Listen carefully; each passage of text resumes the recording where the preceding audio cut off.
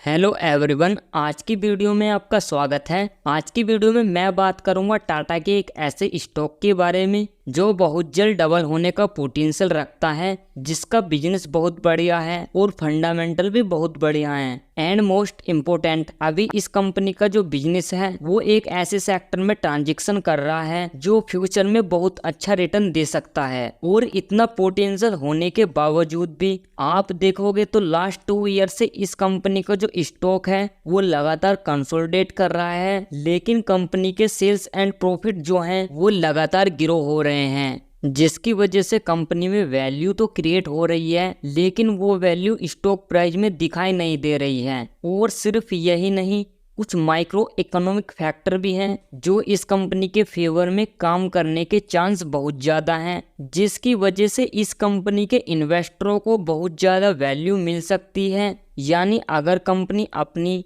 Previous valuation या पिछली valuation को फ्यूचर में अचीव करती है तो यहाँ पर कंपनी का स्टॉक प्राइस और कंपनी का मार्केट कैप डबल होने का पोटेंशियल रख सकता है या पॉसिबिलिटी रख सकता है। आज की वीडियो में हम इन्हीं फैक्टर के बारे में डिस्कस करेंगे। तो आज की वीडियो में हम जिस टाटा स्टॉक के बारे में बात कर रहे हैं उस टाटा स्टॉक का नाम है टाटा पावर लिमिटेड। अभी इस स्टॉक का प्राइस 228 रुपीज़ के आसपास है। और अभी बहुत सारे लोगों के माइंड में एक सवाल जरूर आएगा कि टाटा पावर में ऐसा क्या हुआ जिसकी वजह से इस कंपनी का जो स्टॉक प्राइस है वो डबल होने का पोटेंशियल रखता है। End of course long term में कंपनी रिन्यूएबल एनर्जी की तरफ ट्रांजिशन कर ही रही है, लेकिन उसके साथ ही साथ शॉर्ट टर्म में कुछ ऐसे फैक्टर हैं जो कंपनी की वैल्यूएशन को बढ़ा रहे हैं। तो अभी हम उन्हीं फैक्टर के बारे में डिस्कस करेंगे। तो इसमें सबसे पहला फैक्टर है वैल्यूएशन, क्योंकि अभी आप देखोगे टाटा पावर का जो स्टॉक है वो लास्ट 2 ईयर से कंसोलिडेट कर रहा है और इसी कंसोलिडेशन फेज में कंपनी का जो स्टॉक प्राइस है वो मोर देन 20% करप्ट भी हो चुका है। और जनरली जब किसी कंपनी का स्टॉक प्राइस गिरता है या स्टॉक का प्राइस कम होता है तो बहुत सारे इन्वेस्टर ये सोचते हैं कि कंपनी अपने सेल्स एंड प्रॉफिट में ग्रोथ नहीं दिखा पा रहा है, जिसकी वजह से स्टॉक का प्राइस कम हो रहा है। लेकिन आप टाटा पावर के केस में देखोगे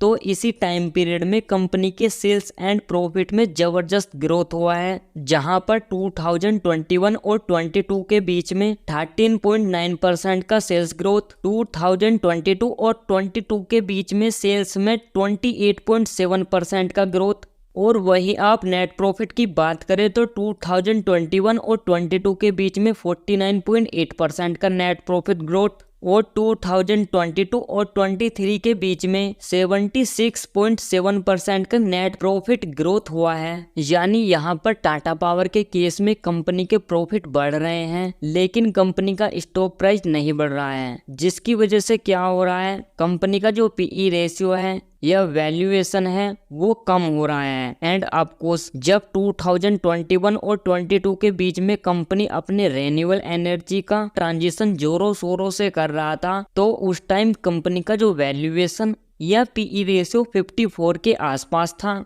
और प्रेजेंटली कंपनी का जो पीई रेशियो है वो अराउंड 21.9 के आसपास है। लेकिन जिस तरीके का सेल्स ग्रोथ और जिस तरीके का प्रॉफिट ग्रोथ टाटा पावर दिखा रहा है उसके हिसाब से अगर कंपनी का valuation 40 price to earning ratio पर भी पहुंच जाता है तो उसके हिसाब से कंपनी का जो स्टॉक है वो पोटेंशियली डबल होने का कैपेबिलिटी रखता है। यानी किसी भी स्टॉक में या किसी भी कंपनी में पोटेंशियली वैल्यू एक्यूमुलेशन कैसे होता है, तो मार्केट कंडीशन या ओवरऑल इकोनॉमिक प्रोस्पेक्ट की वजह से कुछ गिने चुने ग्रेट बिजनेस और ग्रेट फंडामेंटल वाले बढ़िया कंपनी के स्टॉक स्टैग्नेट होना शुरू होते हैं, नहीं तो स्टॉक प्राइस में गिरावट होना शुरू होता है। लेकिन वही दूसरी तरफ कंपनी के बिजनेस में किसी भी तरह का प्रॉब्लम नहीं है, फंडामेंटल में किसी भी तरह का प्रॉब्लम नहीं है और कंपनी का जो प्रॉफिट है वो लगातार बढ़ रहा है।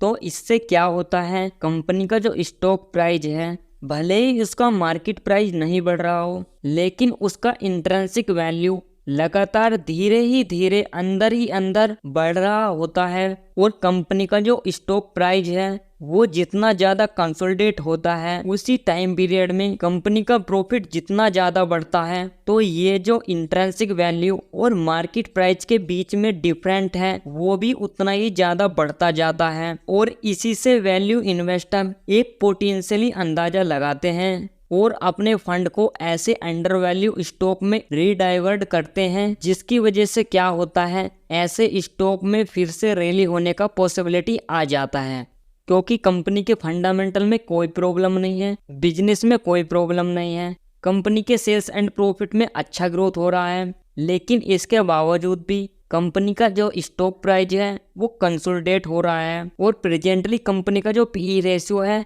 वो अराउंड 21.9 के आसपास है और वहीं आने वाले कुछ क्वार्टर में कंपनी का वैल्यूएशन ऑलमोस्ट 40 तक भी पहुंच जाता है, तो कंपनी के स्टॉक में डबल होने का पोटेंशियली बिल्ड करता है। End of course Tata power की केस में यह एक लॉन्ग टर्म गेम है और जो वैल्यू इन्वेस्टर स्टॉक मार्केट में लंबा टिकता है वही पैसे बनाता है। इस स्टॉक के बारे में आपकी क्या ओपिनियन है, कमेंट करके जरूर बताइएगा।